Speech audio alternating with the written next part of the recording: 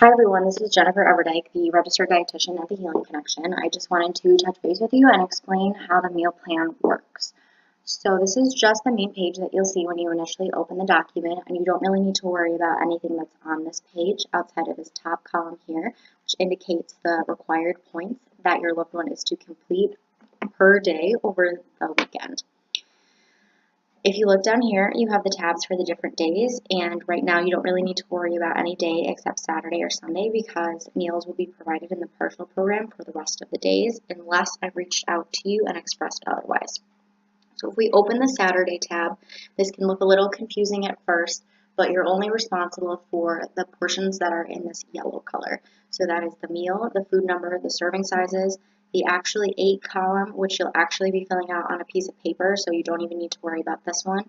And then this mealtime box down here in order to plan when your loved one is going to have specific meals. So in order to start planning, you would fill in what meal you're starting with. So breakfast obviously is the first meal of the day, so I'll make some plans for the foods I'm going to incorporate into breakfast.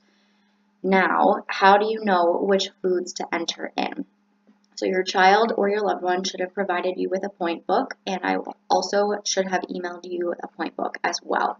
If you haven't received this, please let me know, and I'm more than happy to facilitate getting you one.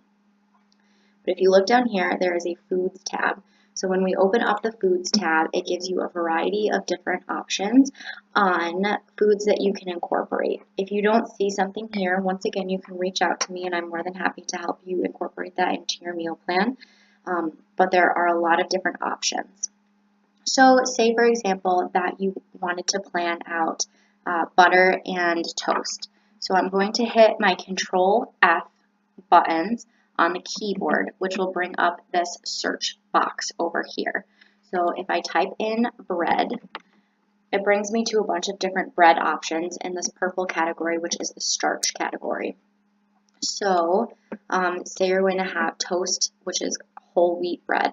You're going to take that code S10 and bring it back over to the Saturday box. So S10, number of servings is 2 slices. So you'll see that something's auto-populated in both the blue and the green categories. I'd like to draw your attention over here where it's also auto-populated in the categories that your loved one is required to eat. So you'll see that these boxes over here start to turn green, and everything on this side should be green by the time you're done planning the day. These are requirements for the full day and not necessarily for a meal. So just wanted to clarify that.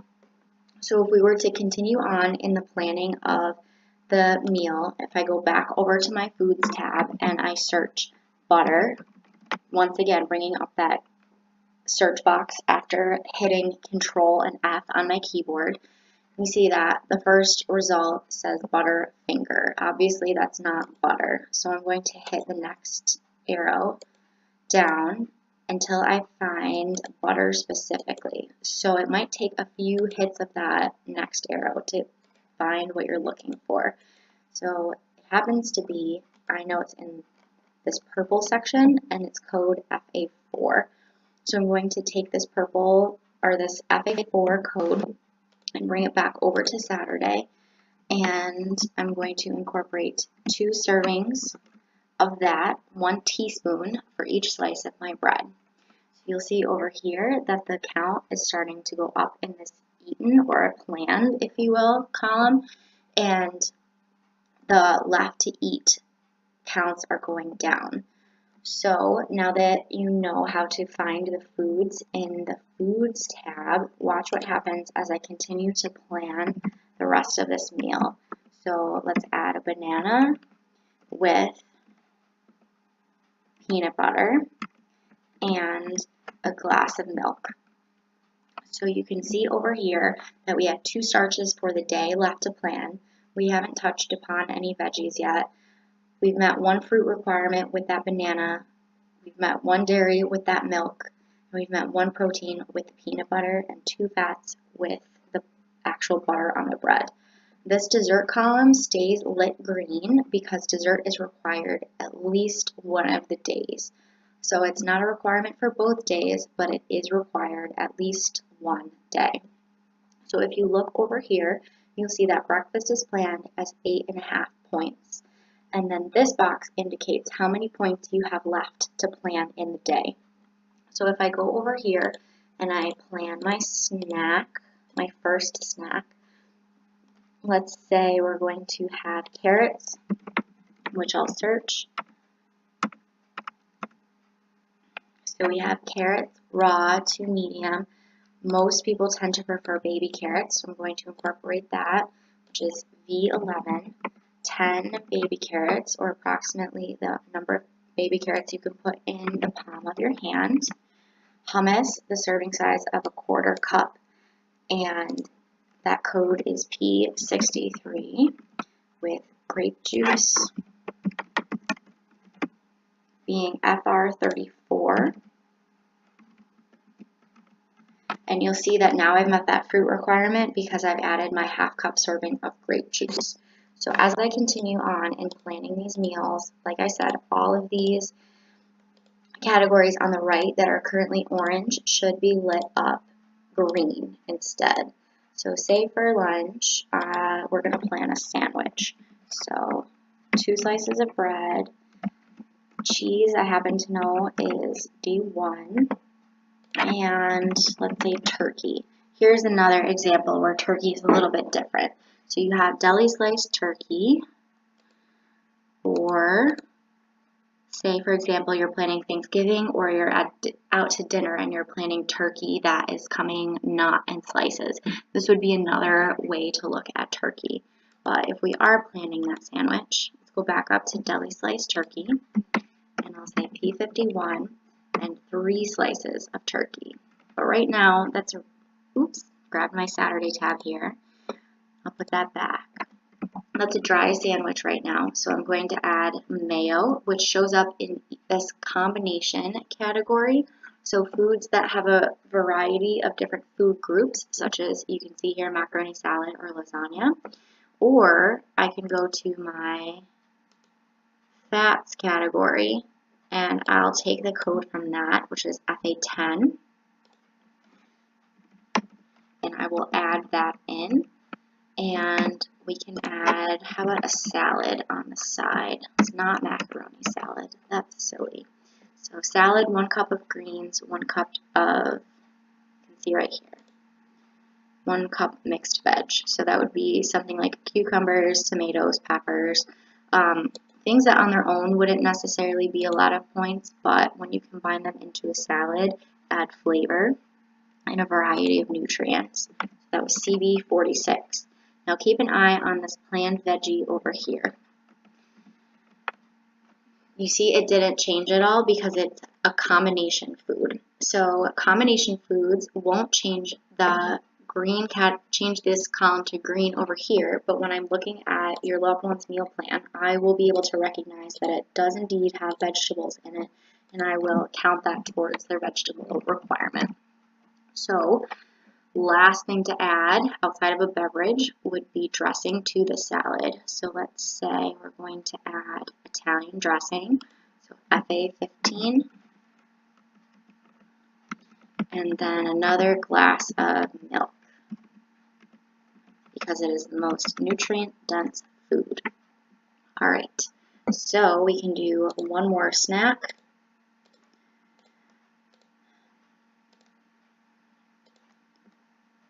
Let's see, we have 1 vegetable requirement remaining because we have the salad. So let's take a look at which vegetable we can incorporate into a snack easily.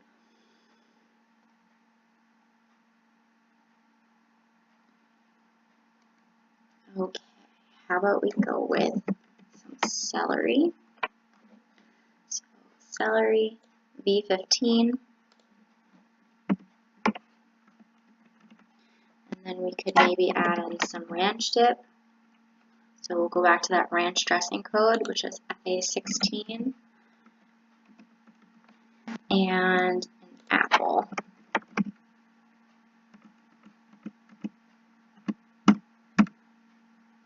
So apple fresh with skin over here, FR2, And you'll see over here that this category, it looks a little strange. And it's because celery doesn't count as any points, but it does count towards the vegetable requirement. So if this pops up, just know that it's because something is no points, but it still counts towards the meal plan itself. So we've met all of our categories except for dessert, and you will have to go over in these amounts in order to hit the points for your loved one. But if we go down here and we continue on in dinner, we should be able to do the last 11 points. So we could do, oops, that's Sunday, see spaghetti. Okay, so we have spaghetti cooked, half cup. Most individuals do not have a half cup. Is more likely to have a full cup as a serving. So I'm going to double that S115 code. S115, 2, and then pesto, Alfredo, and tomato sauce are the most common toppings for spaghetti, but pesto tends to be higher in points compared to tomato sauce, and the same with Alfredo sauce. So I'm going to elect to use pesto, which is FA23, and then add feta cheese, so a 1/4 cup, so D9, and what else could we add into that? Broccoli. It's always a good combo. So broccoli, fresh or frozen. Obviously that includes cooked as well. So B6. And then we'll add some butter to our broccoli and another half cup of that grape juice. So planning in fluids for your loved one actually decreases the volume of food that they have to complete, and so incorporating things like milk or fruit juice tends to make it easier for them to get the nutrition that their body needs without asking them to eat a large volume of food. So we have 3 points remaining and we haven't hit that dessert requirement just yet. So I'm thinking that we add in a cup of milk. We'll go back over to our foods tab and we'll look at what our options are for dessert. So this might be a good time to have a conversation with your loved one about what desserts they're willing to incorporate, as this tends to be a feared food. But let's say that they're comfortable with Oreos. So the serving size is 2 and it counts for 1.5 points. So we'll see if that works. SW75. We only need 1.5. So that does indeed work. So we'll put in SW75. And you'll see that over here, I have 0 points remaining. All of my categories are green. We chatted about this. And the last thing to do is talk about when you're going to actually have this meal, have these meal times with your loved one. So if your loved one is an adolescent, making sure that they're up in time for breakfast is key. Otherwise, they're playing a catch-up game close to the end of the day. So 9 or 9:30, because we planned 3 snacks, was probably the latest I would recommend getting started. So if we plan breakfast at 9:30, snack would be at 11:30, lunch could be at 1, snack 2 could be at 3:30, dinner could be at 6:30, and snack could be at 8. If your loved one doesn't want that many snacks, they don't have to have 3 snacks. The requirement is 3 meals and 1 snack at least. So that would decrease the incidences of eating and sitting down at the table. But it doesn't mean that they don't have to meet this 33.5 point requirement. Please let me know if you have any additional questions, and I'm more than happy to meet with you or to talk with you on the phone, or you can send me an email. You should have received an email from me already. But other than that, I hope this video helped explain the way we work our meal plan and that you're a lot less confused. Thank you so much, and I look forward to assisting you in your loved one's recovery process.